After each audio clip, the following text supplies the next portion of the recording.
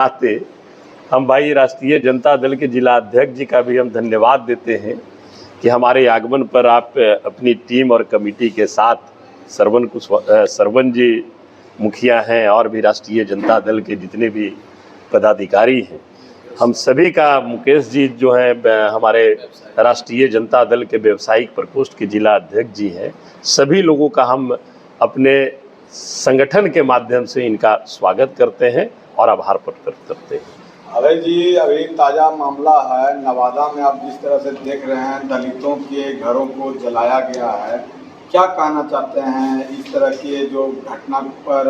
जो जंगल राज की दुहाई देते थे, आप उनके राज में इस तरह की घटना हो रहा है, आप क्या कहना चाहते हैं? देखिए, इस पर हमारा साफ साफ कहना है कि हमारे माननीय नेता तेजस्वी प्रसाद यादव जी बिहार में गिरती कानून व्यवस्था के खिलाफ हमेशा उन्होंने आवाज उठाने का काम किया है और माननीय नेता प्रतिपक्ष के नेता हैं, तो प्रतिपक्ष का ये दायित्व बनता है कि हम सरकार को आईना दिखाने का काम करें।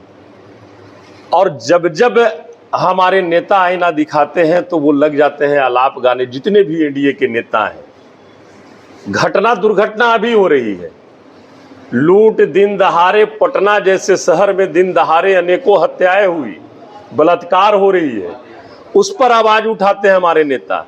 और एनडीए के जितने भी नेता हैं, उनका जो भी बाइट आप देखिएगा, जो भी उनका जो वक्तव्य रहेगा, वो अभी के परिदृश्य का नहीं रहता है। वो सीधे चल जाएंगे कि अपने राज्य शासन काल में क्या था।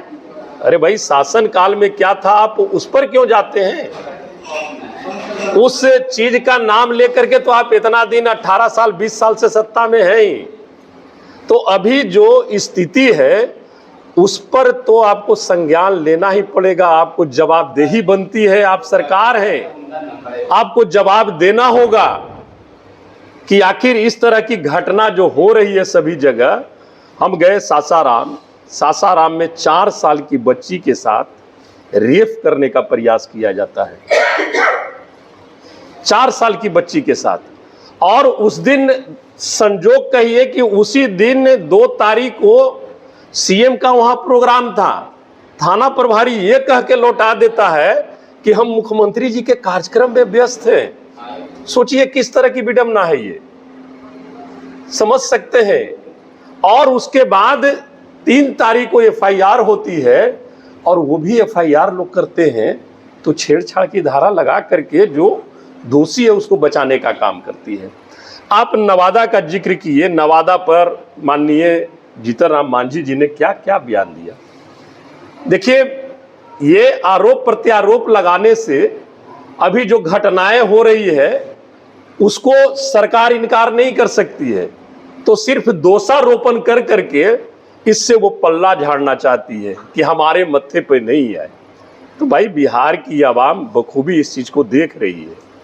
आप जिसकी बात करते थे, परम आदरणीय लालू प्रसाद यादव जी 90 के दशक में वो सत्ता में आए।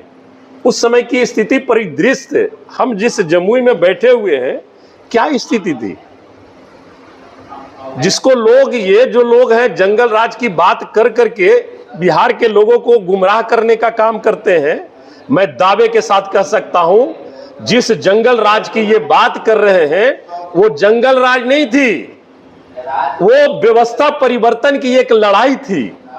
अगर वो व्यवस्था परिवर्तन की लड़ाई नहीं लड़ी जाती तो मैं समझता हूं कि जिस बिहार में हम लोग आज बैठे हैं, इस तरह का बिहार हमें देखने को नहीं मिलता साथी। यह निश्चित तौर पर हम कहना चाहते हैं।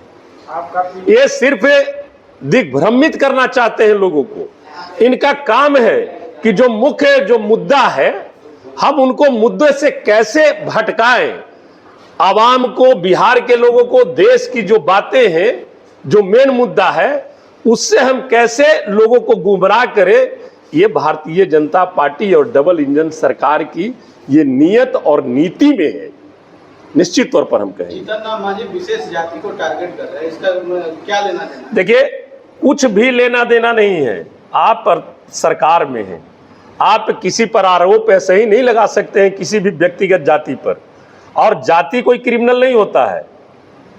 सामंतवादी विचारधारा होती है, सामंतवादी और आपराधिक सोच होती है। उस सोच को खत्म करना, वैसे सोच वाले जो लोग हैं उसको राष्ट्रीय जनता दल कभी भी प्रश्रय नहीं देती है। और इसी के लिए सरकार से हमेशा हमारे माननीय नेता तेजस्वी बाबू नीतीश जी को आगाह करते आए हैं कि जिस तरह की घटनाएं बिहार में हो रही है उस पर आप संज्ञान लीजिए। तो हाई लेवल की मीटिंग करते हैं। जिस दिन हाई लेवल की मीटिंग होती है लॉ एंड ऑर्डर के सवाल पर सीएम हाउस में, उसी दिन शाम में गोली चलती है पीएमसीएच में दर्जनों। तो ये किस तरह का आपका हाई लेवल मीटिंग है भाई? तो यहां सरकार अब वो नहीं चला रहे हैं।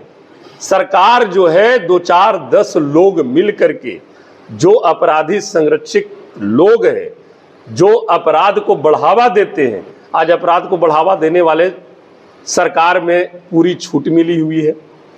हम ये नहीं कहना चाहते हैं, सारे लोग देख रहे हैं कि किस तरह से लोगों को सहयोग कर करके लोगों को बाहर लाने का काम किया जा रहा है। पार्टी के महिला जो नेत्री है उसको जूता चप्पल का माला पहनाया जाता है और उसको वायरल किया जाता है, इसको लेकर अब देखिए ये उनकी पार्टी है, अब उनको जूता चप्पल का माला किस विषय पर पहनाया गया ये तो जवाब उनकी पार्टी देगी, वो नेत्री देगी।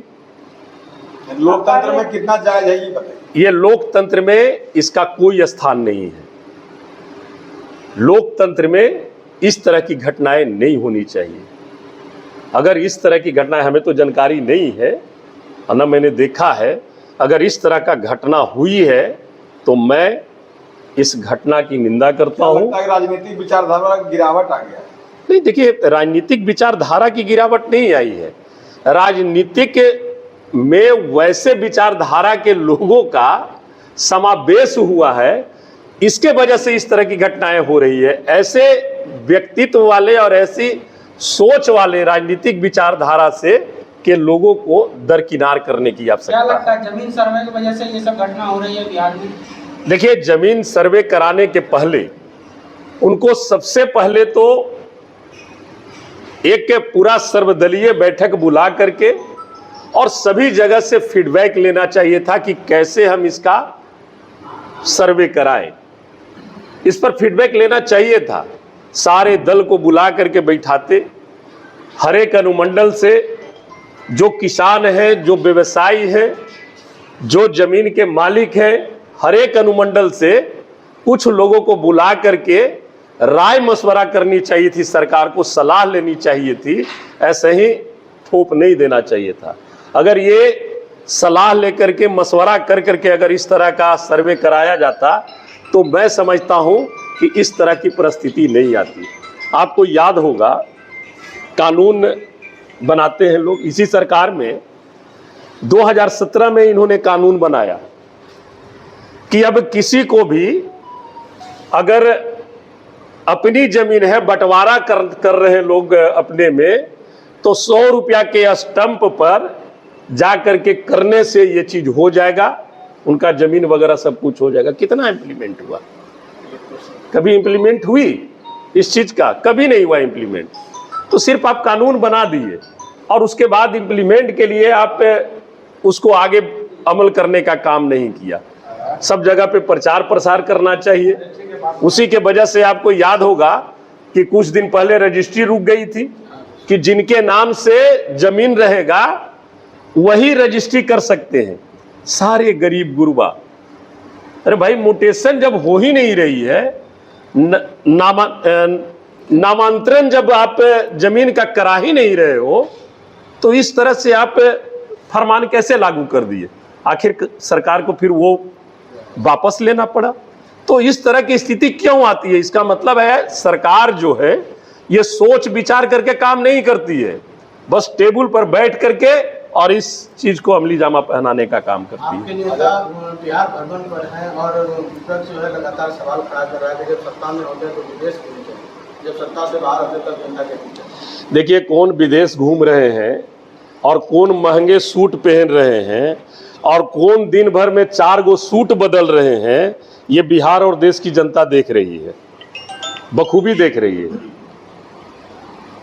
हमारे नेता लोकसभा में जिस प्रकार से महागठबंधन में बिहार की आवाम ने भरोसा जताकर वोटिंग करने का काम किया और हमारे जितने भी पार्टी के